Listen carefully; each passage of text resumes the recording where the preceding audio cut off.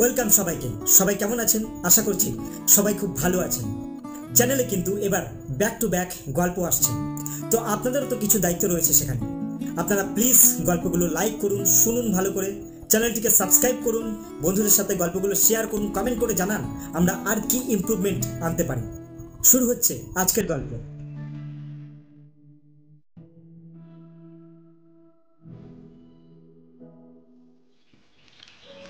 একটা একটা করে খবরের কাগজের পাতা পাল্টে যাচ্ছিল ব্যোমকেশ। একসময় বেশ বিরক্ত হয়ে খবরের কাগজটা টেবিলের উপর ছুঁড়ে ফেলে দিয়ে বলল, একটাও কাজের খবর নেই অজিত। তাও আগে প্রথম পাতা দ্বিতীয় পাতায় দু একটা কাজের খবর পাওয়া যেত, আজকাল সেটাও পাওয়া যায় না। কোনো একটা বিজ্ঞাপন দিয়ে প্রথম পাতার অর্ধেকটা জুড়ে দেওয়া হয়, বাস। ব্যোমকেশের বিরক্তিটা অকারণ নয়। আজকাল আমিও খবরের কাগজ পড়তে পড়তে মাঝে মধ্যেই বিরক্ত হয়ে যাই। এমন সব খবরের কাগজের পাতায় থাকে যেগুলো অপ্রয়োজনীয়। তার মধ্যে কোথায় কোন দোকান ভাড়া দেওয়া হবে, বাড়ি ভাড়া দেওয়া হবে, এই সমস্ত নিয়ে একটা পাতা আলাদা করে তৈরি করা থাকে। সেই পাতায় এসে পড়লে এত খবরের আধিক্য দেখা যায় যে মাঝে মাঝে হাসি পায়। সম্প্রতি একটা খবর চোখে পড়েছিল খবরের পাতায়।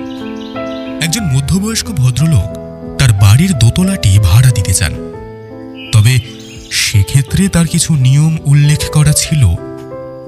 এই মুহূর্তে আমার সমস্তটা মনে পড়ছে না, তবে সেই নিয়মগুলো ছিল অদ্ভুত।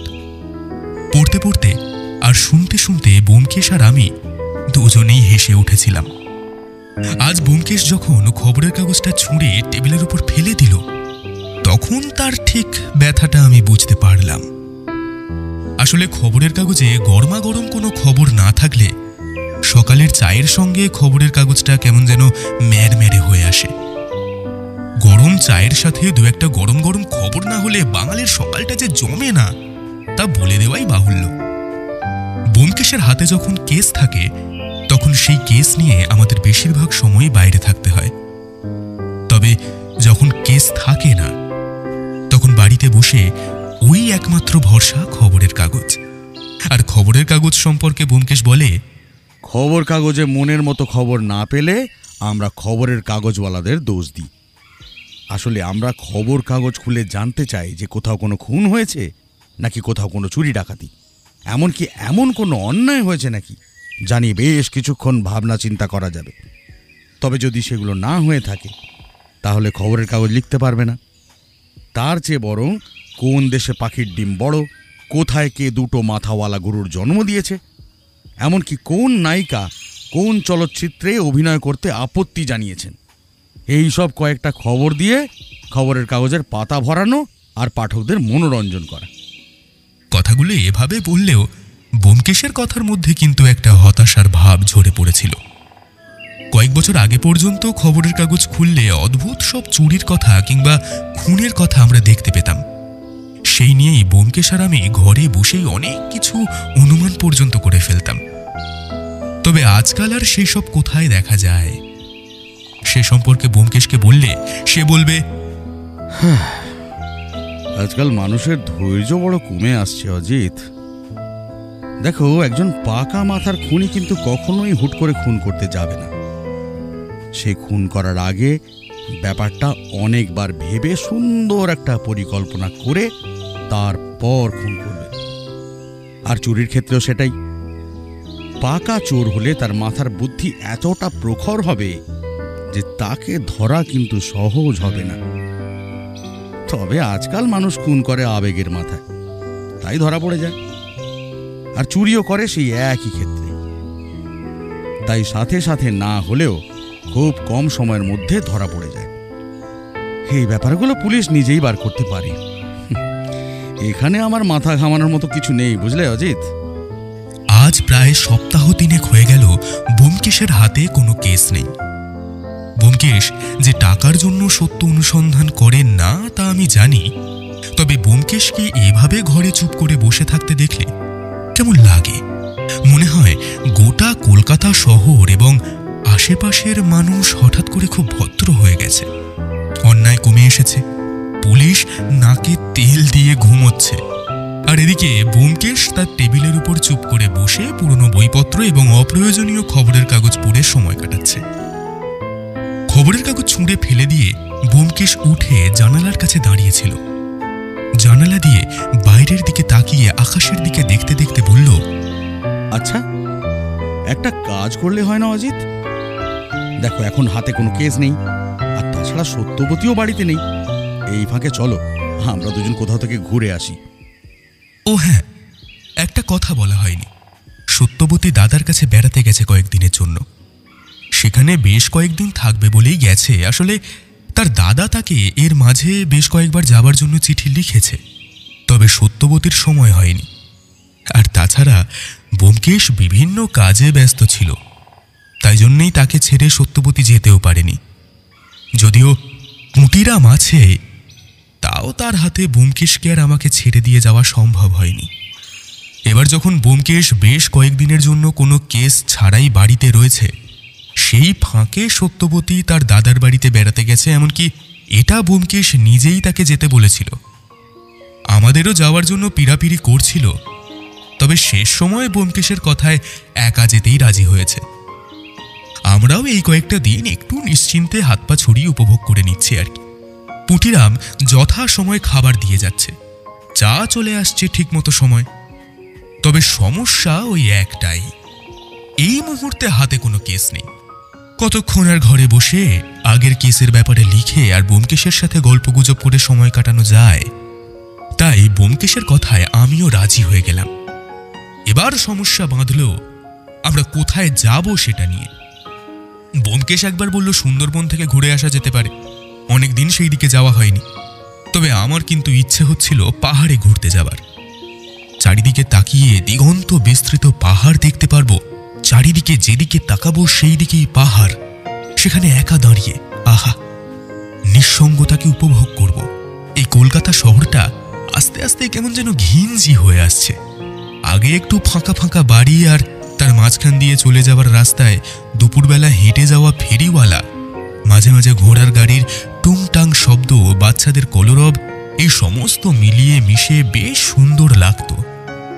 এখন একটা বাড়ির পাশে আরেকটা বাড়ি উঠে যেন জায়গাটা ঘিঞ্জি করে দিয়েছে। তাছাড়া মানুষজনের আধিক্যের জন্য ওদের চিৎকার, চেঁচামেচির শব্দ, যানবাহনের শব্দ, এমনকি অতিরিক্ত ফেরিওয়ালাদের হাঁক ডাক, এই সমস্ত মিলিয়ে কেমন যেন মাঝে মাঝে প্রাণ হাঁপিয়ে ওঠে। তাই ব্যোমকেশের কথায় বললাম, চলো তাহলে। কোথায় যাবে কিছু ভেবেছ? আমার মনে হয় একবার পাহাড় থেকে ঘুরে এলে হতো। পাহাড় নয়, এই সময় পাহাড়ে ঘুরতে ভালো লাগবে না। পাহাড়ে যেতে হয় শীতকালে, এখন গরম। এই সময়টা যতদূর মনে হয় সমুদ্রের কাছাকাছি থাকতে পারলে ভালো লাগবে। একটা কাজ করা যাক, সুন্দরবন থেকে ঘুরে আসি। আমার পাহাড় যাওয়ার ইচ্ছে ছিল, কিন্তু একথা ঠিক এই সময় পাহাড়ে ভালো নাও লাগতে পারে। তার থেকে সুন্দরবনের জঙ্গল, সমুদ্র, এই সমস্ত কিছু দেখে আসাটাই বরং ভালো। তাই ব্যোমকেশের কথায় আমি রাজি হয়ে গেলাম। আমার মনে হয় ব্যোমকেশ গোটা ব্যাপারটা আগে থেকেই স্থির করে রেখেছিল। তাই আমি রাজি হয়ে যাওয়াতেই বলল, তাহলে আজই সব ব্যবস্থা করে ফেলছি, কাল সকালেই আমরা বেরিয়ে পড়ব। আর হ্যাঁ, সত্যবতীকে তার দাদার কাছে একটা টেলিফোন করে ব্যাপারটা জানিয়ে দিতে হবে। তুমি বরং একটা কাজ করো, তুমি সব গুছিয়ে নাও, আমি বাইরে থেকে একটু ঘুরে আসি, কয়েকটা কাজ রয়েছে। আমি সন্দেহের চোখে ব্যোমকেশের দিকে তাকিয়ে বললাম, এই দাঁড়াও দাঁড়াও দাঁড়াও দাঁড়াও, এখন তুমি আবার কোথায় বেরোচ্ছ? আরে সত্যি করে বলো তো, তোমার মনে মনে কি কিছু চলছে? ব্যোমকেশ যেন আকাশ থেকে পড়ল, এমন অবাক হয়ে আমার দিকে তাকিয়ে বলল, আরে কাল আমরা বেরিয়ে পড়ব, তাহলে তার ব্যবস্থা করতে হবে না? ট্রেন কটায় আছে দেখতে হবে, তারপর বাড়ি থেকে স্টেশন পর্যন্ত যাওয়ার জন্য একটা গাড়ি ঠিক করে রাখতে হবে। আরে আমার মনে মনে কি চলবে?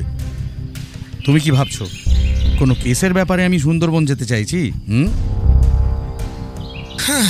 চাইছো না বলছো তো? দেখো, যদি তেমন কিছু হয়ে থাকে তাহলে সেটা আমায় আগেই বলে দিতে পারো। ব্যোমকেশ তারপর বলল, আচ্ছা আমি ফিরে আসি, তারপর না হয় তোমায় সব বলবো। হ্যাঁ, ততক্ষণ তুমি একটা কাজ করো। আমার টেবিলের ড্রয়ারে একটা খামের মধ্যে একটা চিঠি আছে। আমি ফেরার আগে পর্যন্ত চিঠিটা পড়ে ফেলো, তাহলেই গোটা ব্যাপারটা তুমি বুঝে যাবে। চলি ভাইয়া। আর হ্যাঁ, দুপুরের আগেই আমি ফিরে আসব। দুপুরের খাওয়াটা কিন্তু একসাথেই সারা হবে, ঠিক আছে? ব্যোমকেশ বেরিয়ে যেতেই আমি বেশ কিছুক্ষণ বসে রইলাম, কারণ প্রথমে তার কথায় তেমন কোনো সন্দেহ না হলেও এখন মনে হচ্ছে যেন এই ঘুরতে যাওয়ার ব্যাপারটা ব্যোমকেশ আগে থেকেই ঠিক করে রেখেছিল।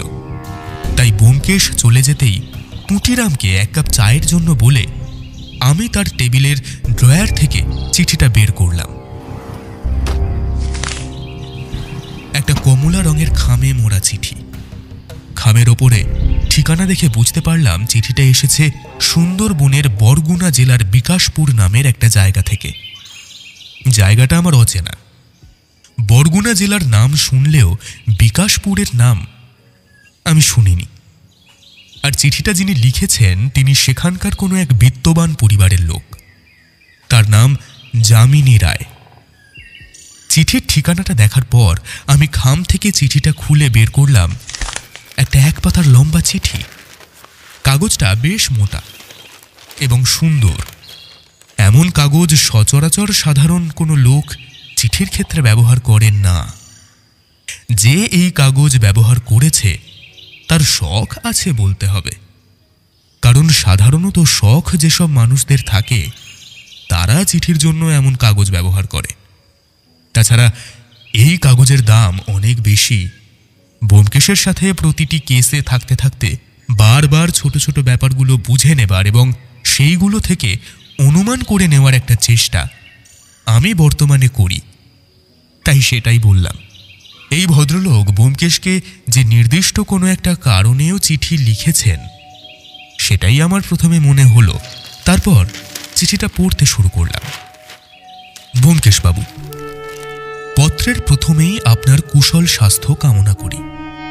আশা করি ঠিকানায় আমার নামটা দেখার সাথে সাথে আপনি আমায় সামান্য চিনতে পেরেছেন, তবে সে সম্ভাবনা কম। কত মানুষের সাথেই আপনি পরিচিত হন। আপনার সাথে আমার একবার দেখা হয়েছিল, তবে সেটা ওই একবারই। অনেক বছর আগে কলকাতায় আমার এক বন্ধুর বাড়িতে আমায় একটা কাজে যেতে হয়েছিল।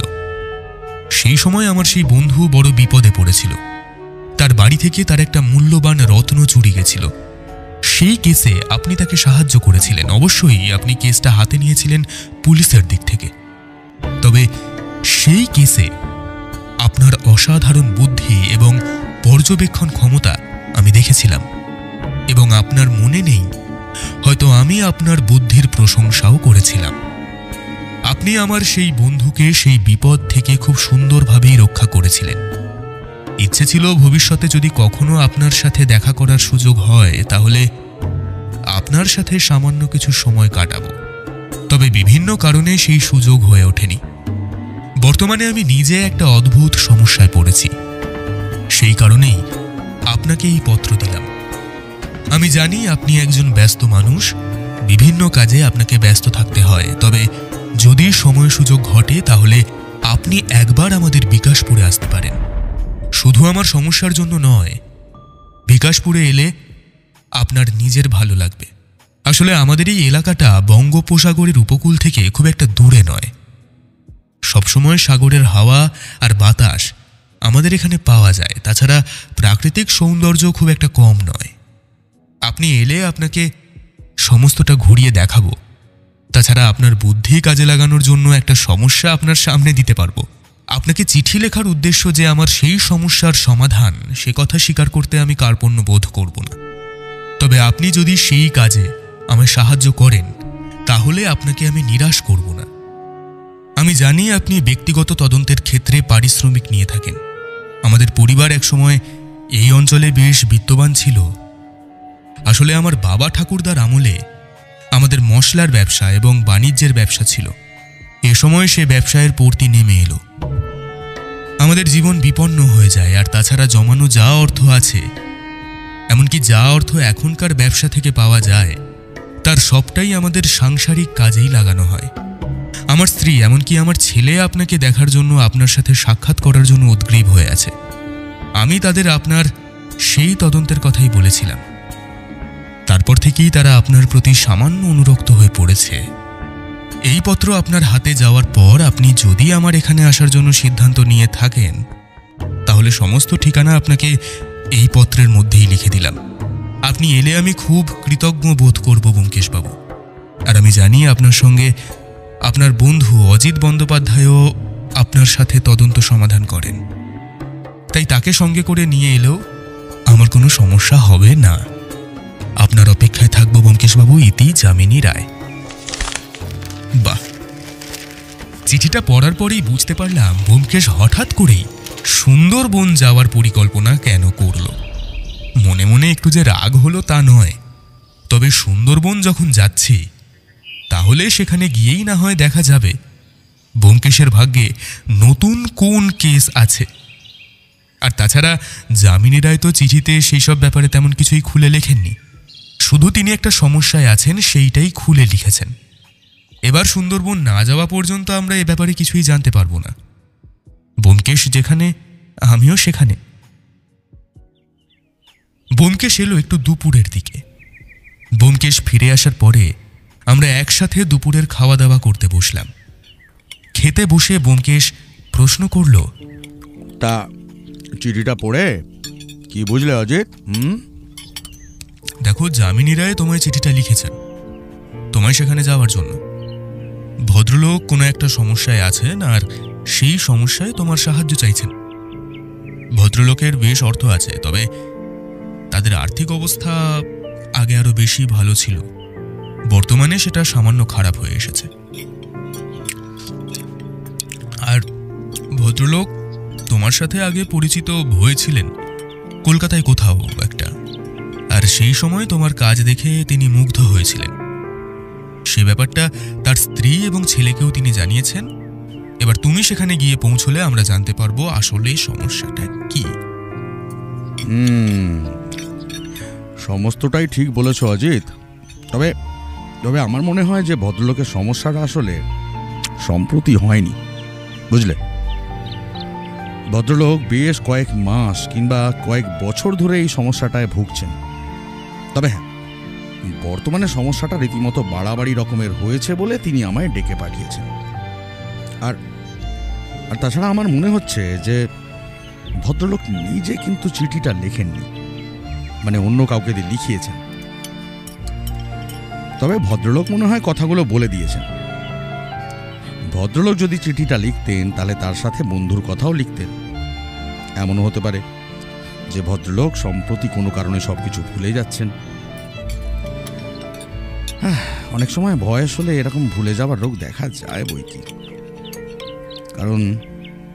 কারণ তিনি বন্ধুর কথা লিখলেও সেই বন্ধুর নাম কিংবা অন্য কোনো কিছুই লেখেননি যাতে আমি চিনতে পারি। আর তাছাড়া চিঠিটা কিন্তু একই কালি দিয়ে লিখলেও বিভিন্ন সময় লেখা হয়েছে। তার কারণ দিনের বেলা চিঠি লিখলে আলো বেশি থাকে, আর সেই জন্যে চিঠিতে লেখাটা হালকা থাকে। আর রাতের আলোয় চিঠি লিখলে চিঠিতে লেখা ভালোভাবে বোঝা যাবে বলে লেখা একটু গভীর হয়। তুমি ভালো করে লক্ষ্য করলেই ব্যাপারটা বুঝতে পারতে অজিত। ব্যোমকেশ খেতে খেতে কথাগুলো বলে চলল। আমি বুঝতে পারলাম ব্যোমকেশের কথাগুলো চিঠিটা দেখে অনুমান করা যায়, তবে সেটা যে কেন আমার মনে হয়নি তা আমি বুঝতে পারলাম না। আমি বললাম, তাহলে কাল সকালে আমরা বেরিয়ে পড়ছি। সমস্তটাই ঠিক করে রাখা আছে অজিত। আজ রাতের মধ্যেই ব্যাগপত্র গুছিয়ে নিয়ে কাল সকালেই আমরা বেরিয়ে পড়ব। তবে হ্যাঁ, মনে রেখো, সুন্দরবনের দিকে কিন্তু আবহাওয়া মাঝামাঝি ধরনের থাকে, তাই জামা কাপড় খুব একটা বেশি নেওয়ার প্রয়োজন নেই।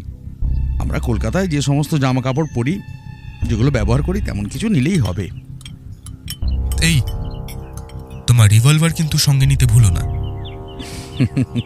কেন বলো তো? তোমার কি মনে হচ্ছে ওখানে গিয়ে আমরা কোনো একটা বিপদে পড়বো? সেখানে আমার রিভলভার প্রয়োজন হবে? ভদ্রলোক যখন খুলে কিছুই লেখেননি, তাহলে বিপদটা যে কোনো রকমের হতে পারে তো আমাদের জানা নেই, তাই না? আর রিভলভার সঙ্গে রাখাটাও বোধহয় প্রয়োজনীয় সেই ক্ষেত্রে। বৌঠানকে জানিয়ে দিয়েছো তো আমরা যাচ্ছি?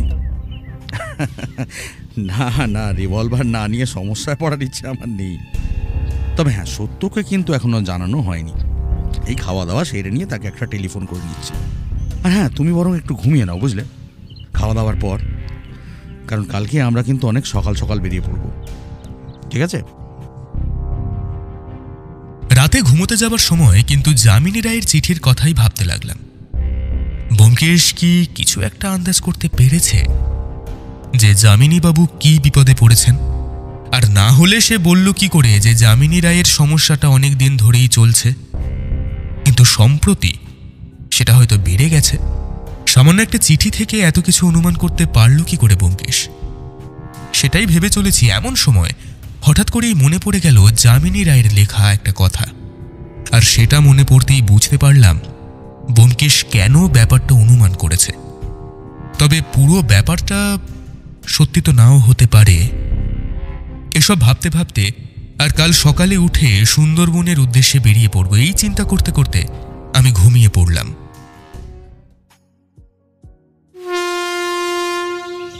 ব্যোমকেশ ভাড়ার গাড়ি বলেই এসেছিল, তাই সেই গাড়িতে করে আমরা স্টেশনে পৌঁছালাম। তারপর সেখান থেকে ট্রেনের সময় মতো ট্রেনে উঠে পাড়ি দিলাম সুন্দরবনের বরগুনা জেলার বিকাশপুরের উদ্দেশ্যে। ঠিকানা চিঠিতে লেখা ছিল। সেই ঠিকানার মতো আমরা যখন বিকাশপুর গিয়ে পৌঁছালাম তখন দুপুর গড়িয়ে এসেছে। এতটা সময় লাগার কথা ছিল না, তবে ট্রেনটা লেট করায় সামান্য কিছুক্ষণের জন্য আমাদের একটু দেরি হয়ে গেল। ট্রেন থেকে নেমে প্রথমে গরুর গাড়ি, তারপর একটা ছোট্ট নদী নৌকায় পার হয়ে আমরা বিকাশপুরে পৌঁছালাম। ব্যোমকেশ বোধহয় যামিনী রায়ের চিঠির উত্তর আগেই দিয়ে দিয়েছিল, তাই দেখলাম নৌকো থেকে নামার সাথে সাথে একটা লোক আমাদের দিকে এগিয়ে এলো। সেই সঙ্গে করে একটা গরুর গাড়ি নিয়ে এসেছে। আমরা আমাদের ব্যাগপত্র নিয়ে নৌকো থেকে নেমে এগিয়ে যেতেই লোকটা আমাদের দিকে এগিয়ে এসে বলল, আপনারা কলকাতা থেকে আসছেন? যামিনী বাবুর বাড়ি যাবেন? হ্যাঁ, তা যামিনী বাবু কি তোমায় পাঠিয়েছেন নাকি আমাকে নিয়ে যাওয়ার জন্য? হ্যাঁ হ্যাঁ, আসেন বাবু আসেন। আসলে এখান থেকে যামিনী বাবুর বাড়ি বেশ কিছুটা ভেতরে, এই হেঁটে যেতে আপনাদের কষ্ট হবে, তাই আমি গাড়ি নিয়ে এলাম। আমাদের ব্যাগপত্রগুলো সে বারণ সত্ত্বেও গাড়িতে তুলে দিল। তারপর আমরা দুজন গাড়িতে উঠে পড়লাম। গরুর গাড়িতে বসার একটা আলাদা আনন্দ রয়েছে। গরুর গলায় বাঁধা ঘণ্টা ঘুম ঘুম করে বাজতে থাকে, আর একটা সামান্য কেঁচড় কেঁচড় শব্দও হয়। দুটো শব্দই তুলে গরুর গাড়ি ধীরে ধীরে এগিয়ে যায়। আর এই দিকটা গণ্ডগ্রাম, এইদিকে গরুর গাড়ি ছাড়া তেমন কোনো গতিও নেই। তবে নৌকায় উঠে কিন্তু এখানকার প্রাকৃতিক সৌন্দর্য আমরা দেখতে পেয়েছিলাম। আর গরুর গাড়িতে করে যাওয়ার সময় আশেপাশের ছোট ছোট বাড়িঘরগুলোর ফাঁকে ফাঁকে সবুজের রাজত্ব দেখে চোখ জুড়িয়ে আসছিল। আমাদের কলকাতা শহরে একসময় সবুজের রাজত্ব ছিল, তবে ধীরে ধীরে যত সময় যাচ্ছে তত মানুষ বেড়ে যাওয়ার জন্য ইট বালি পাথরের কংক্রিটে গোটা শহরটা ভরে উঠছে। নিঃশ্বাস নেওয়ার জন্য এরকম সুন্দরবনের এলাকায় মাঝে মাঝে আসা উচিত আমার মনে হচ্ছিল। এমন সময় ব্যোমকেশ বলল, তোমার পাহাড়ে বেড়াতে যাওয়ার চেয়ে সুন্দরবন বোধহয় বেশি ভালো, তাই না? ব্যোমকেশ, সবকিছুর একটা আলাদা আলাদা গুরুত্ব আছে। পাহাড়ের গুরুত্ব যেমন আলাদা, সুন্দরবনের গুরুত্বও তেমন আলাদা। দুটোকে তুমি কখনোই একসাথে মিশিয়ে ফেলতে পারবে না। ব্যোমকেশ একবার আমার দিকে তাকিয়ে বলল, ও হো হো হো হো, মাঝে মাঝে আমি ভুলে যাই, বুঝলে, যে তুমি সাহিত্যিক, তাই এইসব বলে ফেলি। আর তোমার থেকে যখন থেকে এই ধরনের কথাগুলো শুনতে পাই তখন যেন আমার মনে পড়ে যায়। এই মানেটা কি? হ্যাঁ, তুমি কি বলতে চাইছো? ব্যোমকেশ একটু হেসে উঠল, কিন্তু কিছুই বলল না। আমাদের কথার মাঝখানে হঠাৎ হারাধন বলে উঠল, বাবুরা, আপনারা যে বাড়িতে যাচ্ছেন সে বাড়িতে কাল রাতে চুরি হয়েছে, জানেন তো? এ কথায় আমি আর ব্যোমকেশ দুজনেই সামান্য চমকে উঠলাম। তারপর ব্যোমকেশ বলল, চুরি হয়েছে কাল রাতে? তা কি চুরি গেছে সেটা কি জানা গেছে? আরে বাবু, মনে হয় পুলিশে খবর দিয়েছিল, কিন্তু এখানে কাছাকাছি তো কোনো থানা নেই, থানা অনেক দূরে। আজ বিকেলের দিকে পুলিশ চলে আসার কথা। এবারে কি চুরি গেছে তা তো আমি জানি না বাবু। তবে চোর যে এসেছিল তা আশেপাশের কয়েকজন বলেছে। আমি তো এদিকেই থাকি, তাই সেটা জানতে পেরেছি। আচ্ছা, যামিনী বাবুর বাড়ির লোকজন কেমন? মানে তাদের তো মশলার ব্যবসা আছে বলে শুনেছি। তাদের ব্যবসা এখন কেমন চলে? না মানে আমি শুনেছি যে তাদের ব্যবসা এখন একটু পড়তির দিকে, তাই না? অত খবর তো আমি জানি না বাবু, তবে আগের চেয়ে বাবুদের অবস্থা যে খারাপ হয়েছে তা আমি বেশ বুঝতে পারি। আর তাছাড়া ছোট বাবুর তো ব্যবসায় মন নেই, সে বাড়িতে বসেই গান বাজনা নিয়ে থাকে, আর একটু কেমন যেন ওই ছন্ন ছাড়া ধরনের, বুঝলেন? তাই নিয়ে বড় বাবুর তো মন খারাপও হয়। তবে গিন্নিমা আমাদের সাক্ষাৎ লক্ষ্মী পৃথিবী, আহা, তার বাড়ি থেকে অভুক্ত অবস্থায় কেউ ফিরে যায়নি, বুঝলেন? ব্যোমকেশের সাথে এই চালকের কথাবার্তা দেখে আমি অবাক হচ্ছিলাম, কারণ ব্যোমকেশকে এইরকম বাইরের লোককে কারোর ব্যাপারে খোঁজ খবর নিতে খুব একটা দেখিনি। তবে সে যখন এই কাজটা করছে নিশ্চয়ই কিছু একটা ভেবেই করছে, তাই আমি চুপ করে রইলাম। ব্যোমকেশ আবার বলল, ওই বাড়িতে আর কে কে থাকেন? বড় বাবু, গিন্নিমা, ছোট বাবু, আরো একজন থাকে, আর ওই ম্যানেজার কোচের কেউ একটা, এই আমাদের গ্রামেরই ছেলে, ব্যবসা দেখে। আর তাছাড়া কয়েকটা কাজের লোক তো আছে, দারোয়ান আছে। আর আচ্ছা বাবু, আপনারা কি এই পুলিশের লোক? এই আমায় এত প্রশ্ন করছেন যে? হ্যাঁ। ব্যোমকেশ হেসে উঠল, তারপর বলল, আরে না না না, আরে তুমি ভুল করছো, আমরা পুলিশের লোক নই। আসলে তোমাদের এই যামিনী রায়ের বংশধরদের ইতিহাস নিয়ে আমরা একটা বই লিখছি। আসলে আমার বন্ধু, এই যে ইনি হচ্ছেন একজন সাহিত্যিক, ইনি এই ব্যাপারটা নিয়ে লিখতে চাইছেন, তাই যামিনী বাবুর আমন্ত্রণে আমরা এখানে এসেছি। হারাধন কি বুঝলো জানি না, তবে একবার মুখ ফিরিয়ে আমার দিকে তাকিয়ে সামান্য হাসল। তারপর আর আমাদের মধ্যে কোনো কথা হলো না। আমি একবার চুপি চুপি ব্যোমকেশকে বললাম, এই ব্যোমকেশ, কি হচ্ছে এসব? হ্যাঁ, আর সবাইকে মিথ্যে কথা বলার কি কোনো প্রয়োজন আছে? আছে অজিত, আছে। সব জায়গায় সত্যি কথা বলে আসল খবরটা বার করা যায় না, বুঝলে? তাই মাঝে মাঝে মিথ্যার আশ্রয়ও নিতে হয়। ও তুমি বুঝবে না। আমি সত্যিই বুঝলাম না ব্যোমকেশ এই গাড়ির চালককে মিথ্যে কথা বলে কোন খবর বার করতে চাইছে। তবে তারপরেও ব্যোমকেশ এই চালকের সাথে বিভিন্ন বিষয় নিয়ে কথা বলতে লাগলো, তার পরিবারের কথা, এমনকি গ্রামের আরো কিছু কথা। আমি চুপ করে চারপাশের সৌন্দর্য দেখতে লাগলাম। তারপর এক সময় গাড়িটা দাঁড়িয়ে যেতেই হারাধন বলে উঠল, আমরা এসে গেছি বাবু। এই যে আপনাদের সামনে যেটা দেখতে পাচ্ছেন সেইটাই হলো রায় বাড়ি। আমরা গাড়ি থেকে নেমে সামনের দিকে তাকিয়ে দেখলাম একটা বড় গেট। সেই গেটের পিছনে একজন দারোয়ান রয়েছে। সেই গেটের পিছন দিয়ে একটা পায়ে চলার পথ, তার চারপাশে সবুজ গাছপালা। সেসব কিছু পেরিয়ে কিছুটা ভেতরের দিকে একটা বাড়ি দাঁড়িয়ে আছে। বাড়ি না বলে সেটাকে মহল বলা বরং ভালো। বাড়িটা দোতলা। সেই বাড়ি যে সময়ের জন্য আর যত্নের অভাবে কিছু জায়গায় সামান্য ফাটল ধরে এসেছে, তবে বাড়ির গঠন দেখলে বোঝা যায় এই বাড়ি আজ থেকে বেশ কয়েক বছর আগে তৈরি করা হয়েছে। বাইরে থেকে যতই দেখা যায় আমরা অবাক হয়ে দেখছি। এমন সময় দারোয়ান গেটের সামনে এসে প্রশ্ন করল, কাকে চাই? ব্যোমকেশ আর আমি আমাদের ব্যাগগুলো নিয়ে গেটের সামনে এগিয়ে যেতেই ব্যোমকেশ বলল, যামিনী রায় আমাদেরকে এখানে আসতে বলেছেন। আমার মনে হয় উনি তোমাকে আমাদের কথা বলে রেখেছেন। আমরা কলকাতা থেকে আসছি। হ্যাঁ হ্যাঁ বাবুরা, আসুন আসুন, বড়বাবু আপনাদের কথা বলে রেখেছেন। গেট খুলে যেতেই আমরা ভেতরে ঢুকলাম। ব্যোমকেশ গাড়ির চালককে ভাড়া দিতে গেলে সে হাহা করে হেসে উঠল। ও কি করছেন বাবু, ও কি করছেন? বড় বাবু আমায় বলে দিয়েছেন আপনাদের কাছ থেকে কোনো টাকা না নিতে।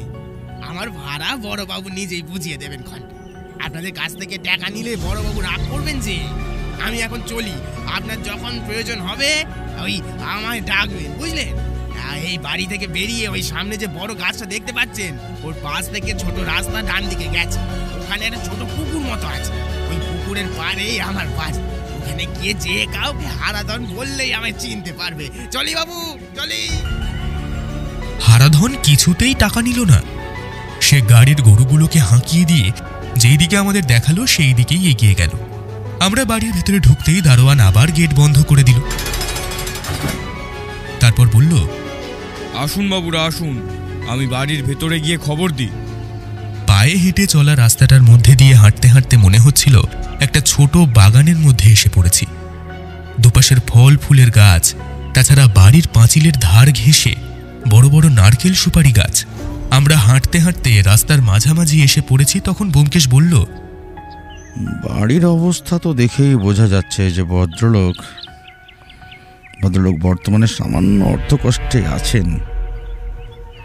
আর এই বাগানগুলো দেখো অজিত, একসময় বাগানগুলোর বেশ যত্ন করা হলেও এখন কিন্তু সামান্য অযত্ন হচ্ছে। বোধহয় বাগানের উপর থেকে ভদ্রলোকের শখ মিটে গেছে। আমি ব্যোমকেশের কথায় ভালো করে লক্ষ্য করতেই বুঝলাম বাগানের বেশ কিছু গাছ শুকিয়ে গেছে। তাছাড়া বেশ কিছু গাছ অপ্রত্যাশিতভাবে বড় হয়ে বাগানটাকে জঙ্গল মতো করে তুলেছে। সাথে সাথেই মনে পড়ল এটা সুন্দরবন, এখানে সাপ থাকাটা খুব একটা অবাক হওয়ার বিষয় নয়। তবে একবার পায়ের দিকে তাকিয়ে আমি দেখে নিলাম পায়ের তলায় মাটি আর এখানে ওখানে ঘাস জন্মেছে। আমরা আর ওখানে এগিয়ে এসেছি। বাড়ির ভেতর থেকে দারোয়ানের সাথে আরও একজন বেরিয়ে এসে আমাদের নমস্কার করে বলল, নমস্কার, আপনাদের মধ্যে ব্যোমকেশ বাবুটা ঠিক? নমস্কার, আমি ব্যোমকেশ বক্সী, আর ও হলো আমার বন্ধু অজিত বন্দ্যোপাধ্যায়। আপনি যামিনী রায়ের? আমি এ বাড়ির কেউ নই। আমি আসলে যামিনী রায়ের কাছে বেশ কয়েক মাস ধরে থাকছি। আসলে ওনার ব্যবসার কাজে আমি ওনাকে সাহায্য করি, সেই সূত্রেই আমাকে এখানে থাকতে হয়। আমার বাড়ি বেশি দূরে নয়, এই গ্রামেই, তবে আমি এখানেই থাকি। আসুন। আমি বাড়িটার দরজার সামনে গিয়ে সিঁড়ি দিয়ে উপরে উঠতে লাগলাম। ভবানীবাবু আমাদের ব্যাগগুলোকে ঘরের ভেতর থেকে আসা আরও একজন চাকর গোছের কাউকে দিয়ে আমাদের জন্য নির্দিষ্ট ঘরে পৌঁছে দিতে বললেন। তারপর বললেন, আপনারা অনেকটা দূর থেকে এসেছেন, আপনাদের ঘর দোতলায় গুছিয়ে রাখা আছে। আপনারা হাত মুখ ধুয়ে বিশ্রাম নিন, আমি আপনাদের খাবার ব্যবস্থা করে দিচ্ছি। আর তারপরে যামিনীবাবু আপনাদের ডেকে পাঠালে আমি আপনাদের ডেকে আনব। যামিনীবাবু কি অসুস্থ? সেরকম ব্যাপার নয়, তবে বয়স হয়েছে, প্রেশার বেড়েছে, তাছাড়া সুগারও রয়েছে, তাই তিনি ঘরেই বেশিরভাগ সময় থাকেন। যতদূর মনে হচ্ছে যামিনীবাবুর হয়ে চিঠিটা তাহলে আপনিই লিখেছিলেন। কি করে বুঝতে পারলেন বলুন তো? আপনি কি যামিনীবাবুর হাতের লেখা চেনেন? না, তবে চিঠিটা দেখে মনে হয়েছিল। হ্যাঁ, কিছুটা আমিই লিখেছি। যামিনীবাবু আমায় যেরকম বলেছেন আমি তাই লিখেছি। আপনারা আসুন। এই রঘু, যাও বাবুদের উপরের ঘরে নিয়ে যাও, আর বাবুদের জন্য খাবারের ব্যবস্থা করো। আমি আর ব্যোমকেশ রঘুর সাথে উপরের ঘরে চলে এলাম। সেখানে আমাদের ব্যাগপত্র রাখা হয়েছিল। একটু পরেই রঘু এসে আমাদের কলতলায় নিয়ে গেল। সেখানে জল রাখা হয়েছিল। আমরা হাত মুখ ধুয়ে নিজেদের ঘরে এসে বিছানার উপর বসলাম। তারপর কাপড় বদল করে নিয়ে একসময় দেখি রঘু আমাদের জন্য খাবার নিয়ে এসেছে। কয়েক রকম মিষ্টি, লুচি, তরকারি। খিদে যে আমাদের পায়নি তা নয়, আসলে ট্রেনে সামান্য কিছু খেয়েছিলাম, তারপর আর কিছুই খাওয়া হয়নি। তাই আর বাক্য ব্যয় না করে আমরা খাবারের সদ্গতি করে ঘরের মধ্যে বসে রইলাম। ব্যোমকেশ একবার ঘরের বাইরে এসে ব্যালকনিতে দাঁড়িয়ে সামনের বাগানের দিকে বেশ কিছুক্ষণ চেয়ে রইল। একটু পরে রঘু এসে ডেকে নিয়ে গেল যামিনীবাবুর ঘরে। সেখানে ভবানীবাবুও ছিলেন। যামিনীবাবুর ঘর একতলায়। সেইখানে বিছানার উপর চাদর অর্ধেকটা গায়ে দিয়ে যামিনীবাবু শুয়েছিলেন। আমরা ঘরে ঢুকতেই কোনো মতে উঠে বসে আমাদের উদ্দেশ্যে নমস্কার করে বললেন, নমস্কার নমস্কার ব্যোমকেশ বাবু, আপনি যে আমার চিঠি পেয়ে এত দূর থেকে কষ্ট করে আসবেন তা আমি ভাবতে পারিনি। আমি সত্যি খুব খুব খুশি হয়েছি। এইখানে ভদ্রলোকের চেহারার একটা বিবরণ দেওয়া দরকার। ভদ্রলোকের মাথার চুল বেশ লম্বা। সেই চুল কাঁধ পর্যন্ত ঝুলে এসেছে। মুখের দাড়ি গোঁফ সাদা হয়ে এসেছে। ভদ্রলোকের শরীর যে অসুস্থ তা বোঝা যায়। ভদ্রলোকের পরনে একটা সাদা পাজামা, চাদর ঢাকা থাকার জন্য নিচের পরিধান বোঝা যায় না। তার চোখের তলায় গাঢ় কালি, মুখে চামড়ার বলিরেখায় শারীরিক অসুস্থতার একটা লক্ষণ ফুটে উঠেছে তার চোখে মুখে। তবে গায়ের রং বেশ ফর্সা এবং চেহারা যে একসময় বেশ ভালো ছিল তা বোঝা যায়। আমরা তার বিছানার পাশে রাখা চেয়ারে বসলাম। ব্যোমকেশ বলল, না না, এতে অসুবিধার কিছু নেই। আপনার আমন্ত্রণ আমি রক্ষা করতে পেরেছি, তাতে আমার বেশ ভালোই লাগলো। তবে বলেই ব্যোমকেশ একবার ভবানী বাবুর দিকে তাকালো। যামিনী রায় বোধহয় কিছু একটা বুঝতে পেরে ভবানীকে বললেন, ও হ্যাঁ ম্যাম, আচ্ছা ভবানী, ভবানী তুমি এখন এসো। আমি ব্যোমকেশ বাবুর সাথে একটা গুরুত্বপূর্ণ বিষয় নিয়ে কথা বলতে চাই। আর হ্যাঁ দেখো, এই সময় যেন কেউ আমাদের বিরক্ত না করে। বাইরে থেকে দরজাটা বন্ধ করে দিয়ে যাও, আর রঘুকে দিয়ে 3 কাপ চা পাঠিয়ে দিও, কেমন? ভবানীর মুখ দেখে মনে হলো ব্যাপারটায় সে খুব একটা খুশি হয়নি। তবু ঘর থেকে বেরিয়ে গিয়ে দরজাটা ভিজিয়ে দিল। যামিনীবাবু ব্যোমকেশের দিকে একবার তাকিয়ে তারপর আমার দিকে তাকিয়ে বললেন, আসলে আসলে ব্যাপারটা যে আপনাকে কোথা থেকে বলা শুরু করব তা আমি ঠিক বুঝতে পারছি না। তবে দেখুন, আমি আমি আমি সময় নষ্ট করতেও চাইছি না। আমি চাইছি আপনি ব্যাপারটা আজ থেকেই দেখুন। যত দেরি হবে ততটা বোধহয় সমস্যাটা বাড়বে। আপনার যেখান থেকে বলতে ভালো লাগে আপনি সেখান থেকেই বলতে শুরু করুন, আমার কোনো সমস্যা নেই। তবে হ্যাঁ, একটা কথা, কোনো কিচ্ছু কিন্তু বাদ দেবেন না, তাহলে আমার কাজ করতে অসুবিধা হবে। আপনি মন খুলে বলুন। যামিনীবাবু বেশ কিছুক্ষণ পায়ের কাছে খোলা জানালাটার দিকে তাকিয়ে রইলেন।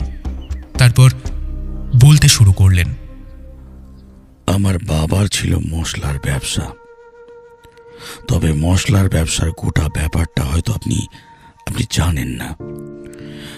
আসলে ভারতবর্ষের বাইরের বিভিন্ন দেশ থেকে মশলা জাহাজে করে আমাদের এই সুন্দরবনের কাছের কয়েকটা বন্দরে আসতো, আর সেই সব বন্দর থেকে মশলা নিয়ে বিভিন্ন জায়গায় ছড়িয়ে দেওয়া হতো বিভিন্ন লোকেদের মাধ্যমে। আমার বাবা আসলে মশলা জাহাজে করে এখানে আসার পরে সেই মশলা বিভিন্ন জায়গায় ছড়িয়ে দেওয়া এবং সেগুলো চড়া দামে বিক্রি করার ব্যবস্থা করা, এই সমস্তগুলোই দেখতেন। তবে আমার ঠাকুরদার ব্যবসা ছিল কিন্তু আলাদা। ঠাকুরদা ছিল একদম অন্যরকম। মানে বাবা যেমন ব্যবসা নিয়েই মেতে থাকতে ভালোবাসতেন, ব্যবসা থেকে কিভাবে আর একটু বেশি টাকা উপার্জন করা যায় আর কি করে আমাদের ভবিষ্যৎ সুনিশ্চিত করা যায় সেই সবই ভেবেছেন। তবে ঠাকুরদা কিন্তু মশলার ব্যবসা করলেও তিনি নিজে মাঝে মাঝে ওই সমস্ত জাহাজে করে বেরিয়ে পড়তেন। তার ছিল অজানা অচেনা জায়গা দেখার ইচ্ছে এবং সেই সমস্ত জায়গায় যাওয়ার ইচ্ছে। এখন যেমন আমরা রেলপথে, সড়ক পথে, এমনকি জলপথে অনেক জায়গায় যেতে পারি, ঘুরতে পারি। আমার ঠাকুরদার সময় কিন্তু ব্যাপারটা অত সহজ ছিল না। জলপথে ব্যবসা করে মাঝে মাঝে প্রাকৃতিক বিপর্যয় এবং জলদস্যুদের হাতেও পড়তে হতো। কিন্তু ঠাকুরদার ভাগ্য বোধহয় খুব ভালো ছিল, তাই নানা পরিস্থিতিতে তিনি পড়লেও সেখান থেকে তিনি অদ্ভুতভাবেই বারবার বেঁচে ফিরে আসতেন। এই নিয়ে ঠাকুরদা আর বাবার সাথে মনোমালিন্য হলেও ঠাকুরদা কিন্তু নিজেকে বদলাননি। আমার ঠাকুরদাকে আপনি দেখেননি। আমার এক সময় খুব ভালো চেহারা ছিল ব্যোমকেশবাবু, কিন্তু আমার ঠাকুরদার কাছে আমি কিছুই নয়। তার সেই লম্বা চওড়া চেহারা, একদম সুপুরুষ সৈনিকদের মতো ছিল তার শরীর। পৃথিবীতে এমন কিছু নেই যাকে ঠাকুরদা ভয় পেতেন। আর তিনি ছিলেন ঘোরতর নাস্তিক। ভূত ভগবান কোনো কিছুই তিনি মানতেন না। যখন যা ইচ্ছে হতো তাই করতেন। তবে হ্যাঁ, তার মনটা কিন্তু ছিল ভালো। কখনো কারোর অনিষ্ট তিনি করতেন না। তার ডান গালের উপর একটা কাটা দাগ ছিল। আমরা গল্প শুনেছি ঠাকুরদা নাকি একবার ঠাকুরদার বাবার উপর রাগ করে নিজের হাতে ছুরি দিয়ে ডান গালের উপর জায়গাটা কেটেছিলেন। তাহলে বুঝতে পারবেন ব্যোমকেশ বাবু, তিনি কতটা সাহসী মানুষ ছিলেন। যে মানুষ নিজের হাতে ছুরি দিয়ে নিজের ডান গাল কাটতে পারে, তার তো সাহসের অভাব হবে না, কি বলেন? শুধু সাহস কি বলছেন, এ তো দুঃসাহস। দেখুন, একজন মানুষ অন্য মানুষকে খুন করতে পারে, সেটা সময়, পরিস্থিতি কিংবা তার মানসিকতার উপর নির্ভর করে। কিন্তু নিজের হাতেই নিজেকে এইভাবে গাল কাটা, এটা কিন্তু সহজ কাজ নয় যামিনীবাবু। যামিনীবাবু হাসলেন, তারপর বললেন, তাই বলছি ব্যোমকেশ বাবু, আমার সেই ঠাকুরদার নাম ছিল যোগেশ রায়। সেই সময় বাঙালিদের মধ্যে এমন সাহসী আর এমন মনের লোক পাওয়া কিন্তু খুব কঠিন ছিল। সে যাই হোক, ঠাকুরদা জাহাজে এখানে ওখানে চলে যেতেন। এইভাবে তাদের একটা দল তৈরি হয়েছিল। সেই দল নিয়ে তারা বাণিজ্য করতেন এবং বাণিজ্য করে অর্থ নিয়ে বাড়ি ফিরে আসতেন। আবার হয়তো কয়েকদিন বাড়িতে থাকলেন, তারপর আবার একদিন ছোট কোনো জাহাজ নিয়ে বেরিয়ে পড়লেন। ঠাকুরদা ছোটবেলায় আমাদের অনেক গল্প বলতেন। এই সব দুঃসাহসিক অভিযানের কথা শুনতে শুনতে কি মনে হতো জানেন? মনে হতো গল্পের বইতে কিংবা চলচ্চিত্রে দেখা গল্প ঠাকুরদার গল্পের কাছে কোন ছাড় লাগে। আমার সেই ঠাকুরদা কিন্তু মারা গেছিলেন খুবই কষ্ট পেয়ে। তার গোটা শরীরে এক অদ্ভুত ধরনের ঘা হয়েছিল। সেই ঘা কোনো ডাক্তাররা সারাতে পারেনি। তারা বলেছিলেন যে সমুদ্রের আবহাওয়া এবং জলবায়ুর জন্যে কোনোভাবে তার শরীরে অদ্ভুত কোনো একটা ভাইরাস এসে বাসা বেঁধেছে, আর সেই রোগের ওষুধ এখনো তৈরি হয়নি। অমন দুর্দান্ত প্রতাপ সুপুরুষ চেহারার মানুষটা রোগা হয়ে একদম কুঁকড়ে কঙ্কাল সার হয়ে মারা গেছিলেন। অমন দুর্দান্ত প্রতাপ সুপুরুষ চেহারার মানুষটা একদম রোগা হয়ে কুঁকড়ে গিয়েছিলেন, শেষে কঙ্কাল সার হয়ে মারা গিয়েছিলেন, বুঝলেন? তবে আমার বাবা ঠাকুরদার পথ আর মাড়াননি। তিনি নিজের মতন ব্যবসাপত্র নিয়ে এখানেই থাকতেন। আমাদের এই বাড়িটা তৈরি করিয়েছিলেন আমাদের ঠাকুরদা। বাড়ির অবস্থা দেখেই বুঝতে পারছেন, এ অনেক বছর আগের তৈরি করা বাড়ি। ঠাকুরদা যখন পাকাপাকিভাবে এখানে থাকতে শুরু করেন, তখন তার কাছে জমানো অর্থ অনেক ছিল। তাছাড়া সোনা রূপা এমনকি আরো অনেক মূল্যবান বস্তু ছিল। তার মধ্যে ছিল একটা লাল রঙের পাথর। সেই পাথরটা কিন্তু বড় অদ্ভুত ছিল। কি বলবো আপনাকে, অমন পাথর না চট করে দেখা যায় না। পাথরটার একটা দিক সুচলো আর বাকি দিকটার এমনি পাথরের মতো চাপা। দাদু বেঁচে থাকার আগে পর্যন্ত পাথরটা তার ডান হাতের একটা আংটির মধ্যে থাকতো। তবে পাথরটা একটু বেশি বড় ছিল, তাই তার দিকে তাকালে তার হাতের ওই আংটির পাথরটাই আগে চোখে পড়ত। ঠাকুরদা মারা যাওয়ার পরে সেই পাথরটাও যে কোথায় গেল তাও কেউ জানতো না। এমনকি সত্যি বলতে আমার বাবার এইসব নিয়ে কোনো মাথা ব্যথা ছিল না। তাই সেই পাথরের কথা ঠাকুরদা মারা যাওয়ার পরেই চাপা পড়ে যায়। প্রায় অনেক আগের কথা। একদিন আমাদের বাড়িতে এক ভদ্রলোক এসে উপস্থিত হন। তিনি নাকি আমার সেই ঠাকুরদার কোনো এক বন্ধুর ছেলে। তিনি ঠাকুরদার সাথে তার বাবার বন্ধুত্বের কিছু প্রমাণ দেখান, যেখানে কিছু কাগজপত্র এবং ডায়েরির পাতা ছিল। তবে সেই সমস্ত কিছু দেখানোর উদ্দেশ্য অন্য। ঠাকুরদার কাছে একটা অদ্ভুত পাথর আছে, সেই পাথরটা নাকি তার প্রাপ্য। পাথরটা তার বাবা আমার ঠাকুরদার কাছে রাখতে দিয়েছিলেন। তবে পাথরটা ফেরত নিয়ে যাওয়ার আগেই তার মৃত্যু ঘটে যায়। তাই ব্যাপারটা সেখানেই চাপা পড়ে যায়। এখন সে তার বাবার খাতাপত্র, ডায়েরি সমস্ত কিছু দেখে পাথরটার কথা জানতে পেরে আমাদের কাছে এসেছে। তবে সত্যি বলতে কি, ঠাকুরদার মৃত্যুর পর সেই পাথরটা আমরা আর কোথাও দেখতে পাইনি। তাই পাথরটার উপর তার অধিকার থাকলেও সেটা ফেরত দেওয়া আমাদের পক্ষে সম্ভব নয়।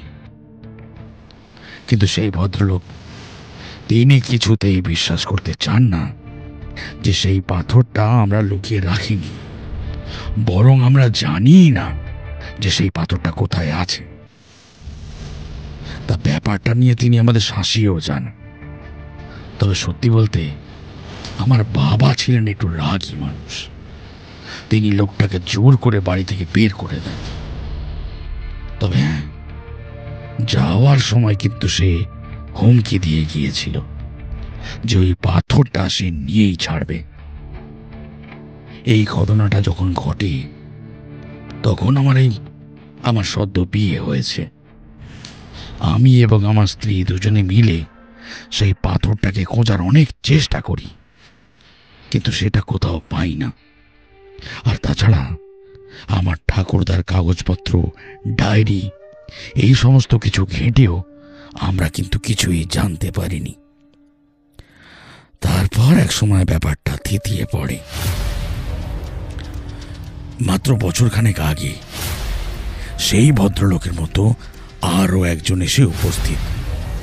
তার দাবি সে নাকি সেই ভদ্রলোকের ছেলে, এবং সে এত বছর পরে আমাদের কাছে সেই পাথরটা নিতে এসেছে। এবং সে বিশ্বাস করে যে আমরা পাথরটার ব্যাপারে জানি না। তবে আমরা যদি পাথরটা খোঁজার চেষ্টা করি, তাহলে তাকে পাথরটা দিতে পারি। তার নাকি খুব প্রয়োজন। আসলে ওটা কোনো পাথর নয়, ওটা একটা সিন্দুকের চাবি। আর তার ঠাকুরদা যে সিন্দুকটা রেখে গেছেন, সেই সিন্দুকে মূল্যবান কিছু আছে। গোটা সিন্দুকটা লোহার তৈরি, আর সেই সিন্দুকটা ভেঙে উদ্ধার করা কোনোভাবেই সম্ভব নয়। আগেই বলেছি ব্যোমকেশবাবু, আগে যে ভদ্রলোক এসেছিলেন তিনি আমাদের শাসিয়ে গেছিলেন, কিন্তু এই ভদ্রলোক তেমন কিছু বলেননি। তিনি আমাদের কাছে একরকম, সত্যি কথা বলতে গিয়ে, অনুরোধ করে যান যে আমরা যেন তার পাথরটা খোঁজার চেষ্টা করি। এই সময় ব্যোমকেশ যামিনী বাবুকে একবার থামিয়ে দিয়ে বলে, পাথরটা কোথায় আছে সে ব্যাপারে কি আপনার বাবা কিছু জানতেন? এখানে আসল সমস্যা ব্যোমকেশবাবু, বাবাকে যখনই আমরা পাথরটার ব্যাপারে জিজ্ঞাসা করেছি, তখনই বাবা হ্যাঁ কিংবা না কোনো উত্তরই দেননি। যখনই পাথরটার কথা তাকে বলা হয়েছে, তখনই তিনি আমাদের চুপ করিয়ে দিতেন এবং বলতেন পাথরটার ব্যাপারে জানার কোনো প্রয়োজন নেই, ওটা আমাদের পরিবারের সম্পত্তি। তবে হ্যাঁ, পাথরটা আমি যখন ঠাকুরদার হাতে শেষবার দেখেছি, তখন আমি অনেক ছোট, কিন্তু তারপরে আর সেটাকে আমি দেখতে পাইনি। আপনাদের বাড়িতে তো কালকে চোর এসেছিল বলে আমি জানতে পেরেছি। তবে সেই চোর কি কিছু চুরি করে নিয়ে গেছে? দেখুন, আমার যতদূর মনে হচ্ছে যে সেই পাথরটার জন্যেই কিন্তু আপনার বাড়িতে চুরির চেষ্টা হয়েছে। ব্যাপারটা আমি জানি না ব্যোমকেশবাবু। আসলে আমি তো সেই পাথরটা নিজে কখনো দেখিনি। তাহলে সেই পাথরটা যদি বাড়ি থেকে চুরি হয়, তাহলে তো আমি জানতেও পারবো না। তবে হ্যাঁ, কাল রাতে চুরির চেষ্টা হয়েছিল, কিন্তু আমার বাবা যে ঘরে থাকতেন, মানে এখন আপনারা যে ঘরে আছেন তার ঠিক পাশের ঘরেই আমার বাবা থাকতেন। উপরের একটা ঘরে আমার ছেলে জয়ন্ত থাকে, আমি নিচের ঘরেই থাকি, এমনকি আমার স্ত্রীও নিচের ঘরেই থাকে। আসলে বয়স হয়েছে তো, বুঝতেই পারছেন, এই উপরে ওঠা নামা করা না আমাদের পক্ষে আর সম্ভব নয়। আর আমি যেহেতু নিচের ঘরেই থাকি, তাই আমার স্ত্রীও নিচের ঘরেই থাকেন। তাই কাল রাত্রে যখন চোর এসেছিল বলে মনে হয়েছে, তখন আমার বাবার ঘরের দরজা খোলা ছিল।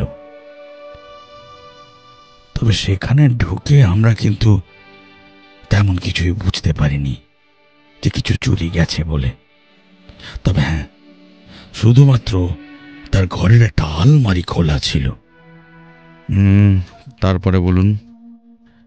এবার সমস্যাটা হলো যে মাসখানেক ধরে আমার মনে হয়েছে যে আমাদের বাড়ির আশেপাশে রাতের বেলা কেউ ঘোরাঘুরি করে।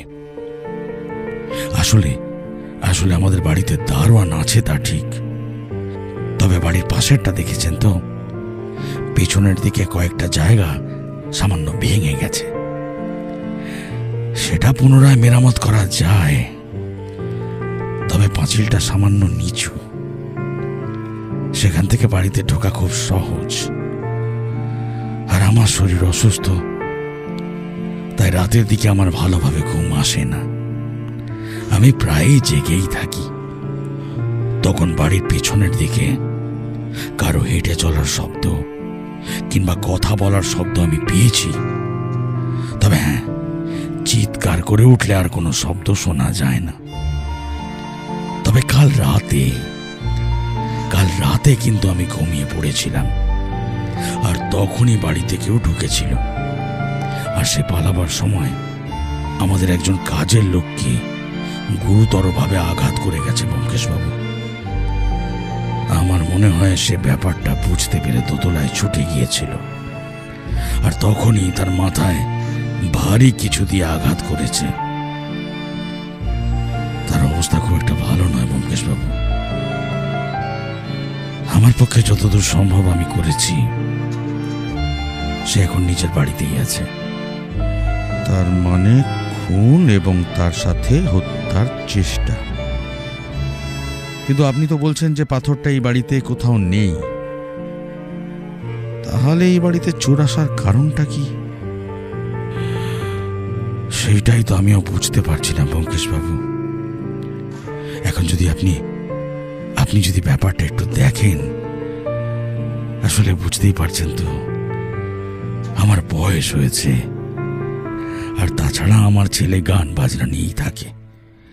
সে একটু অন্য ধরনের ব্যোমকেশবাবু। তাকে আমি ঠিক ভরসা করতে পারি না। এই বয়সেই আমার যদি কিছু হয়ে যায়, তারপরে তার যে কি হবে সেই নিয়ে আমাকে এখনো চিন্তায় থাকতে হয়। আমার ব্যবসা দেখাশোনার জন্যে আমি ভবানীকে রেখেছি, তবে তাও দুশ্চিন্তা তো থাকেই। আচ্ছা, আপনার ঠাকুরদার সেই খাতাপত্র কিংবা ডায়েরি, সেই সমস্ত জিনিস কি আমি দেখতে পারি? আর আপনার বাবার যদি কোনো কাগজপত্র থেকে থাকে, সেগুলো আমার একবার দেখা দরকার। আপনি এখন যে ঘরে আছেন তার পাশের ঘরেই বাবা থাকতো, আর ঠাকুরদার যে সমস্ত জিনিসপত্র রাখা আছে তা সমস্তই বাবার ঘরেই রাখা আছে। আপনি চাইলেই দেখতে পারেন। আর হ্যাঁ, ভবানীকে বললে সে আপনাকে এই কাজে সাহায্য করবে। আপনি এই ব্যাপারটা আপনার বাড়িতে আর কাকে কাকে জানিয়েছেন? দেখুন, চোর আসার ব্যাপারটা তো সবাই জানে, তবে ওই দুজন ভদ্রলোকের অনেক বছর পরে আসার কথাও সবাই জানে। বাড়ির চারপাশে যে আমি কাউকে ঘুরে ফিরে বেড়াতে অনুভব করেছি, সেটা আমি কাউকে বলিনি। আর এই সবের সাথে যে ওই পাথরের একটা সম্পর্ক আছে বলে আমার মনে হয়, সেটাও আমি কাউকে জানাইনি। ব্যোমকেশবাবু,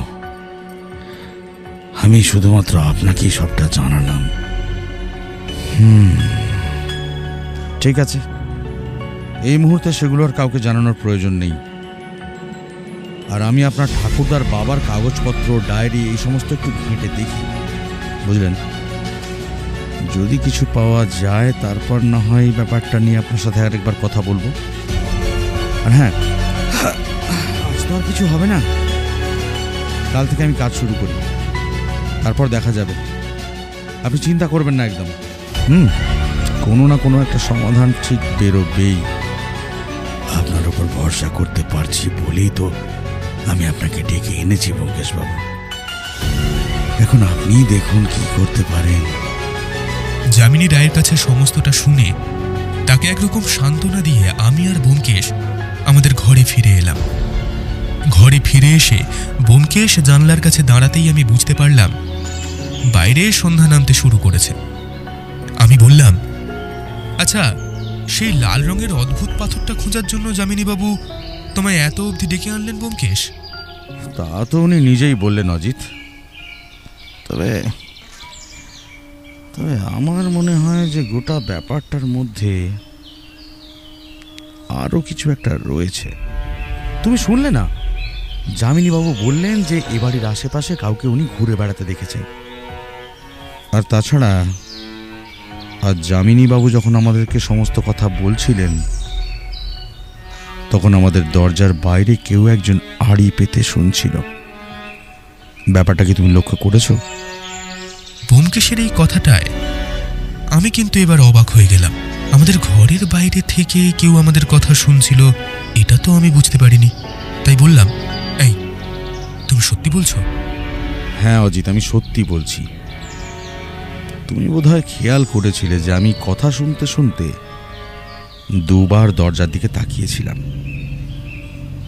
আর আমরা বাইরে আসার আগেই কেউ একজন দরজার সামনে থেকে বাইরের দিকে চলে গেল। যতদূর মনে হলো সামনের দিকে কোনো একটা ঘরে গিয়ে সে ঢুকেছিল, কিন্তু সেটা যে কে সেটা আমি বুঝতে পারিনি। কাল সকালে বাড়ির সবার সাথে একবার পরিচয় করতে হবে অজিত। তার আগে ব্যাপারটা নিয়ে কিছু ভাবার দরকার নেই। আর হ্যাঁ, রাতে একটু সজাগ থেকো, দেখো কোনো কিছু শুনতে পাও নাকি। যদি চোর এ বাড়িতে একবার এসেই থাকে আর সেই পাথরটা নিতে আসে, এবং যদি সে না পেয়ে থাকে, তাহলে সেটা নিতে সে আবার আসবে। আমার মনে হয় ব্যোমকেশ, কাল যে কাজের লোকটি আহত হয়েছে তার সাথে আমাদের একবার দেখা করা দরকার। দেখো, সে যদি কিছু দেখে থাকে বা বুঝতে পারে, তাহলে তার জবানবন্দি কিন্তু আমাদের সাহায্য করবে। সবটাই হবে অজিত, তবে আজ আর কিচ্ছু নয়। আর একটা লম্বা ঘুম, তারপর কাল সকাল থেকে আমাদের কাজ শুরু করতে হবে। তবে প্রথমে কাজ হবে ওই যামিনী রায়ের বাবার এবং ঠাকুরদার কাগজপত্রগুলো ঘেঁটে যদি কিছু বার করা যায় সেটা দেখা। তারপর না হয় অন্য কিছু ভেবে দেখা যাবে। ব্যোমকেশের কথায় আমি নিজেও সম্মতি জানালাম। আমারও যে শরীর একটু ক্লান্ত লাগছিল না তা নয়। তাই একটু পরেই যখন রঘু আমাদের খেতে ডাকলো, তখন ব্যোমকেশ বলল আমাদের খাবারটা উপরের ঘরেই দিতে। তার এমন অদ্ভুত আচরণের কারণ আমি কিছুই বুঝতে পারলাম না। তবে মনে হলো সেই মুহূর্তে সবার সামনে যেতে চাইছে না। আর সেটাই স্বাভাবিক, কারণ ব্যোমকেশ যেখানে কেসটা নিয়ে তদন্ত করতে এসেছে তা তো অন্য কেউ জানে না, একমাত্র ভবানীবাবু ছাড়া। কারণ তিনি চিঠিটা লিখেছেন। আমরা নিজেদের ঘরেই রাতের খাবার খেয়ে নিয়ে তার কোনো কথা না বলে ঘুমোতে চলে গেলাম। বিছানায় শুয়ে আছি, এমন সময় একটা বাঁশির শব্দ শুনতে পেলাম। এত রাতে কে বাঁশি বাজাচ্ছে এমনটা ভেবেই চলেছি, এমন সময় ব্যোমকেশ বলল, যামিনী রায়ের ছেলে জয়ন্ত রায় বাঁশি বাজাচ্ছে। তার ঘর আমাদের ঘর থেকে 2 ঘর পরে, একদম শেষের দিকে। ওসব নিয়ে এখন আর ভেবো না, ঘুমিয়ে পড়ো। বাঁশির সুরটা কিন্তু শুনতে বেশ ভালো লাগছিল। শুনতে শুনতে আমি একসময় সত্যি ঘুমিয়ে পড়লাম। বেশ ভালোই ঘুমটা হলো, তবে রাত্রের দিকে হঠাৎ ঘুমটা ভেঙে গেল। আমি ঘুমটা ভেঙে উঠে দেখি ব্যোমকেশ জানলার কাছে চুপ করে দাঁড়িয়ে আছে। আমি বিছানায় উঠে বসছি, সামান্য শব্দ হয়েছিল বোধহয়। সেই শব্দে ব্যোমকেশ আমার দিকে ঘুরে অদ্ভুতভাবে আমায় চুপ করে থাকতে বলল। তারপর হাতের ইশারায় আমায় ডাকল। আমি বিছানা ছেড়ে উঠে ব্যোমকেশের দিকে এগিয়ে যেতে যেতেই আমার ঘুমটা কোথায় যেন উধাও হয়ে গেল। আমি জানলার সামনে গিয়ে আস্তে আস্তে উঁকি মেরে বাড়ির পিছনের দিকটায় তাকাতেই দেখতে পেলাম বাড়ির পিছনে পাঁচিলের ওপাশে চাঁদের আলো পড়েছে। সেই আলোয় বেশ কিছুক্ষণ তাকিয়ে থাকলে পেছনের সামান্য জঙ্গল মতো জায়গাটা দেখা যায়। বাঁদিকে কিছু বাড়িঘর রয়েছে, ডান দিকেও তেমন, তবে পেছনের দিকে জঙ্গল মতো জায়গাটা পেরিয়ে একটা ছোট পুকুর মতো রয়েছে, আর তারপরেই আবার ফাঁকা জমি। আমি চাপা স্বরে ব্যোমকেশকে বললাম, কি হয়েছে, এখন এখানে দাঁড়িয়ে আছো কেন? ব্যোমকেশও আমারই মতো চাপা স্বরে উত্তর দিল, একটাও কথা না বলে জানলার কাছে চুপ করে দাঁড়াও, আর ওই পাঁচিলের ওপারে ভালো করে লক্ষ্য করে দেখো তো কিছু দেখতে পাও কিনা। আমি ভালো করে প্রাচীরের ওপারে তাকিয়ে প্রথমে কিছুই দেখতে পেলাম না, জঙ্গল আর ছায়া ছাড়া। তারপর মনে হলো জঙ্গলটা সেখানে সামান্য হালকা হয়েছে, সেখানে কি যেন একটা নড়াচড়া করছে। আরো ভালো করে কিছুক্ষণ দেখতে দেখতে আমার দুটো চোখ গোল হয়ে